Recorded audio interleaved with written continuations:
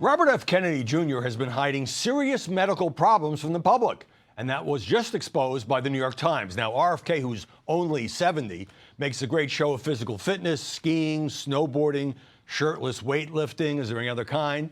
But the Times reveals a diagnosis more than a decade ago of a worm that got into RFK's brain, ate part of it, and died, causing him memory loss and mental fogginess, according to Kennedy's own deposition. There's more. RFK has suffered for decades from atrial fibrillation and irregular heartbeat, and has been hospitalized for that 4 times, and he's also been diagnosed with mercury poisoning from eating too much fish.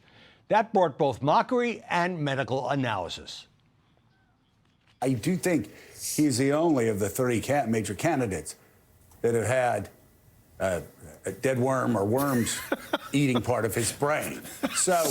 And you basically go in and, similar to a tumor in a way, you would go in and basically just remove that cyst.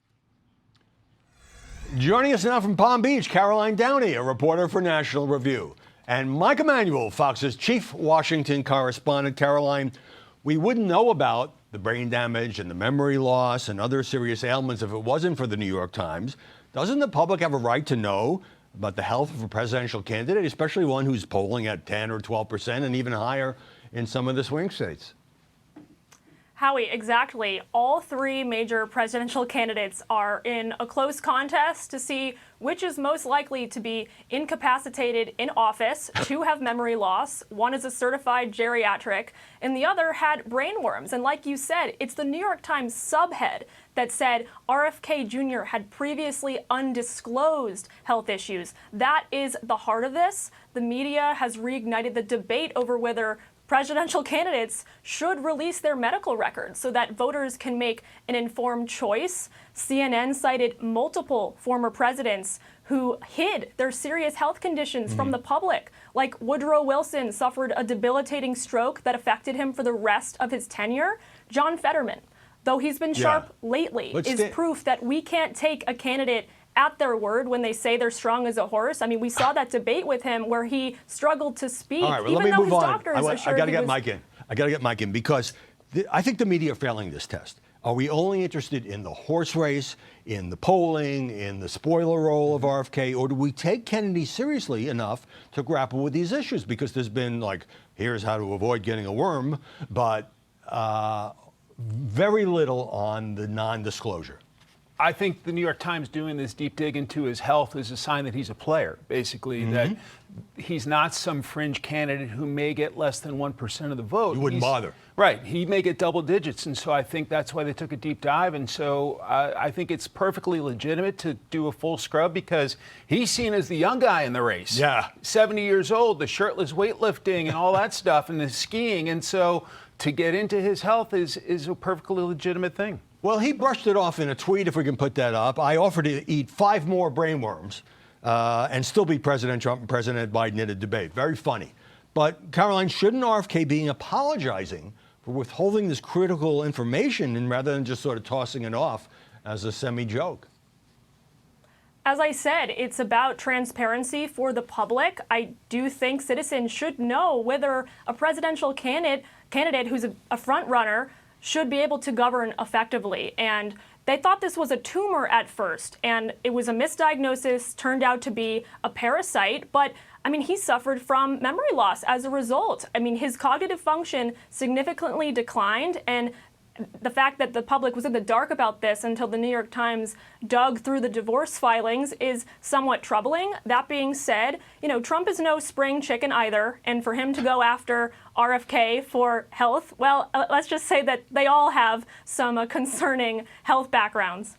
Well, I want to play some more sound because Donald Trump made a 4-minute video attacking RFK Jr., so he apparently has concluded that he might potentially lose more votes to a guy whose name is Kennedy. And let's play that, and we'll talk about it on the other side. And for those of you that want to vote because you think he's an anti-vaxxer, he's not really an anti-vaxxer. I'd even take Biden over Jr. because our country would last about a year or 2 longer than it would with Jr. It would collapse almost immediately. He'd even take Biden over Jr., which is the new nickname, but it is part of RFK's name. Well, absolutely. But I think this is a sign that he's a serious threat. Yeah. I mean, we've been speculating whether he would take away from Biden or whether he would take away from Trump. And I think initially a lot of people thought he would take away from Biden because he comes from a, political dynasty of the Democratic Party. A lot of people probably still think he's a Democrat. But the three-way race polling so far shows that he may be hurting Trump more. And so Trump's taking him on head on, thinking he's a serious threat. MSNBC host Ari Melber is an aggressive interviewer and a good legal analyst, but he recently, this week, did a 2-segment interview with RFK, and mostly about Kennedy should consider Trump a more dangerous to the country than Biden. Kennedy had his own view on that. And he didn't even mention the health disclosures. Let's roll that. You do seem at times to be warm towards President Trump, and he is clearly warm towards you. And I would definitely disagree with that. He just called me a radical effing liberal. Caroline, I'll just give you the ball and you can run with it. Well, I think to Mike's point, the issues that tend to animate Trump voters also could animate support for RFK, especially on the COVID mismanagement, the way that the pandemic was handled. That was a scandal. And I mean, the people who, at least in Florida, where I'm currently based, I know for a fact that the sympathies that lie with Trump on that, they also lie with RFK. And many outlets believe that RFK could steal supporters from Trump. But it makes sense from a strategy standpoint for Trump to portray RFK as a legacy liberal from the Kennedy clan because it makes him compete with Biden, which he desperately needs him to do. Well, I wish him the best of health, but I still can't believe this has not been more of a story. And by the way, it's a problem for Trump and Biden to bring up because they haven't released their medical records either, and neither has Kennedy. After the break, the media dazed and confused by Marjorie Taylor Greene's latest moves against Speaker Mike Johnson and his Democratic allies. I'm Steve Doocy. I'm Brian Kilmeade. And I'm Ainsley Earhart. And click here to subscribe to the Fox News YouTube page to catch our hottest interviews and most compelling analysis.